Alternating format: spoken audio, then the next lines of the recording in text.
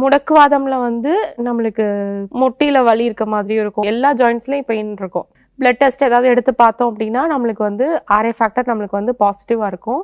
ஒரு சில பேர்த்துக்குலாம் blood test எல்லாமே நார்மல்னு காமிக்கும். ஆனா அவங்களுக்கு முடக்குவாதத்துக்குரிய பெயின் அப்படியே இருக்கும். அதே மாதிரி வீக்கம் இருக்கும். இது ரெண்டுக்குமே வந்து ஒரே மாதிரியான சிகிச்சை தான். நம்மளுடைய டைஜஷன் வந்து நல்லா நம்ம வந்து என்ஹான்ஸ் பண்ணி விட்டு மூட்டில் இருக்கக்கூடிய நீர், அங்கே சேர்ந்துருக்க நீர் எல்லாமே நம்மளுக்கு வந்து நீர்த்துவமாக இருக்கும். சைனோவியல் ஃப்ளூயிட் வந்து பசை மாதிரி ஜெல்லு மாதிரி இருக்கும்.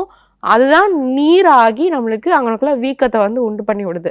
அது நார்மலாக கரெக்டாக நம்ம வந்து வெளியே 10 மாதிரி போட்டோம் அப்படின்னா உடனே வீக்கம் குறைய ஆரம்பிச்சிரும்.